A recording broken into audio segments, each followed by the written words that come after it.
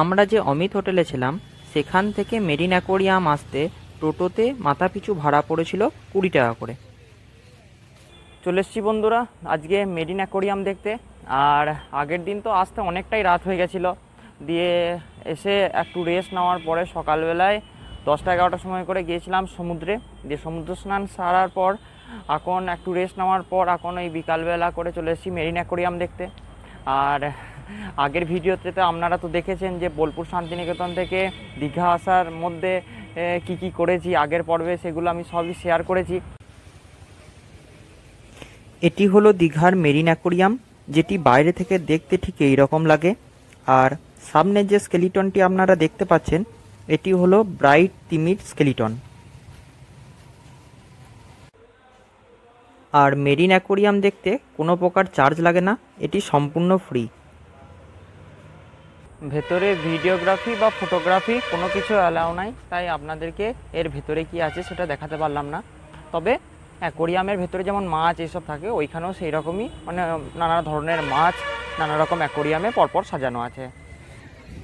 Marine aquarium দেখার পর আমরা এবারে সোজা চলে এলাম ওল্ড দীঘায়। ওল্ড দীঘাটা খুব সুন্দরভাবে সাজানো, এখানে বিকালবেলা এসে বসে থাকলে সত্যি মন ভরে যাবে।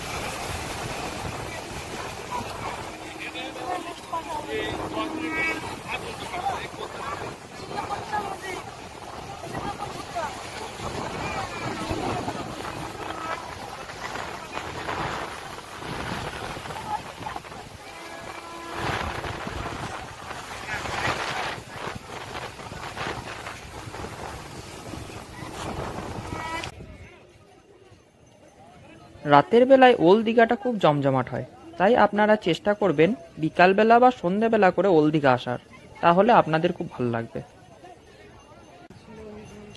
যারা বাড়ির জন্য কেনাকাটা করবেন ভাবছেন তারা এখান থেকে কেনাকাটা করতে পারেন। প্রচুর দোকান আছে, এক কথায় আপনার পয়সা শেষ হয়ে যাবে তবু দোকান শেষ হবে না, আপনার মন ভরবে না। আর মাছ ভাজা আমরা এখানে কিনে খাইনি, মাছ ভাজা আমরা খেয়েছিলাম উদয়পুরে।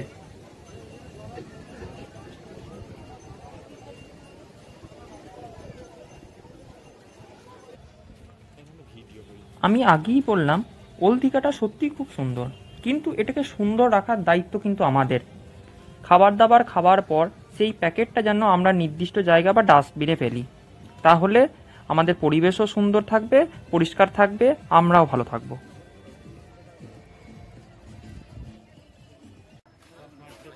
পরের দিন সকালে আমরা সোজা চলে এসেছিলাম উদয়পুরে। আমাদের হোটেল থেকে উদয়পুর আসতে টোটোতে মাথাপিছু ভাড়া নিয়েছিল 30 টাকা করে। আর যারা উদয়পুর আসবেন ভাবছেন তারা চেষ্টা করবেন বেলা 11টার পর আসতে, কারণ সকালবেলায় খুব একটা ভিড় থাকে না, জমজমাট হয় না। বেলা 11টার পর থেকে একটু জমজমাট বাড়ে, এসেও আপনাদের খুব ভালো লাগবে।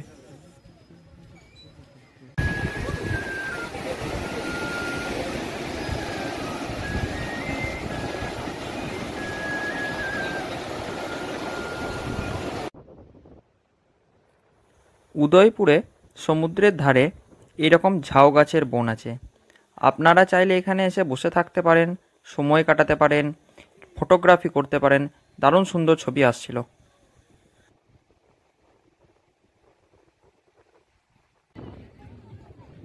একটা বিশেষ কথা যেটা আমার ভাইদেরকে এবং বন্ধুদেরকে বলবো, দীঘাতে সব কিছুই পাওয়া যায়।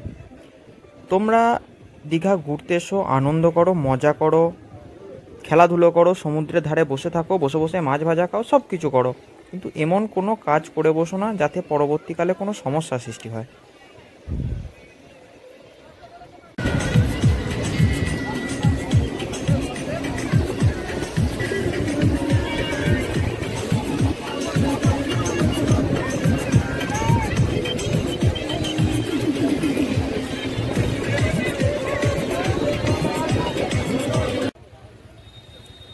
উদয়পুর থেকে হোটেলে ফিরে একটু খাওয়া দাওয়া করার পর রেস্ট নিয়ে আমরা চলে এসেছিলাম দীঘার বিজ্ঞান কেন্দ্র দেখতে।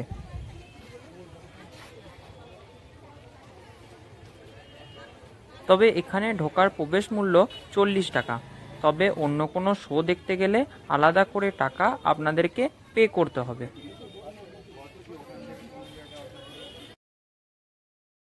তাহলে চলুন এবারে এক নজরে সায়েন্স সিটির ভেতরটা দেখে নেওয়া যাক।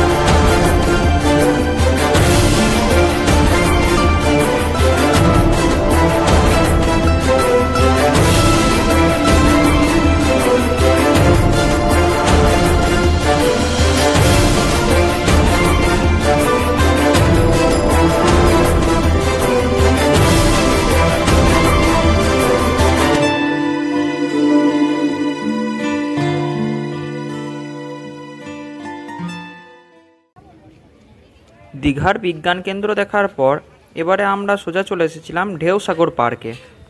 বিজ্ঞান কেন্দ্র থেকে বেশি দূর নয়, মোটামুটি 200 থেকে 300 মিটারের মতো হবে। হাঁটা পথে আপনারা চলে আসতে পারেন, 5 মিনিটের মতো সময় লাগবে। যারা দীঘা আসবেন অবশ্যই একটা রাত রাখবেন এই ঢেউসাগর পার্ক দেখার জন্য। দারুণ সুন্দর রাতের বেলায় লাগে এই ঢেউসাগর পার্ক দেখতে। তাহলে চলুন এক নজরে দেখে নেওয়া যাক ঢেউসাগর পার্কে কি কি আছে।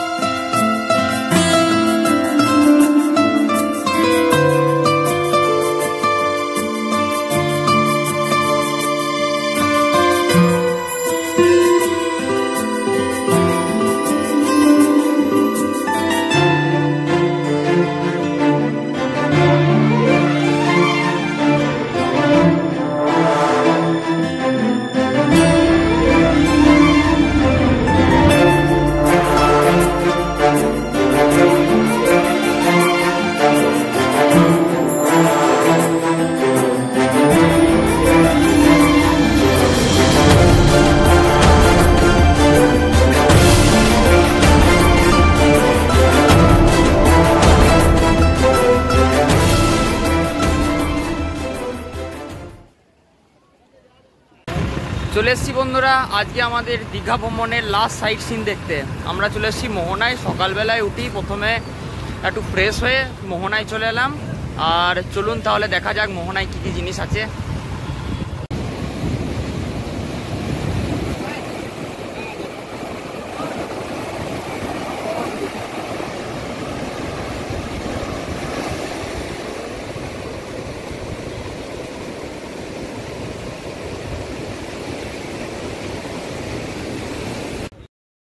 ঢেউ দেখেই বুঝতে পারছেন এখন জোয়ার আছে, তা নাহলে এই পাশ দিয়ে একটা সোজা রাস্তা আছে, এই রাস্তা দিয়ে সমুদ্রের ভেতরে কিছুটা যাওয়া যায়, জোয়ারের কারণে আমরা সেটা যেতে পারি নাই।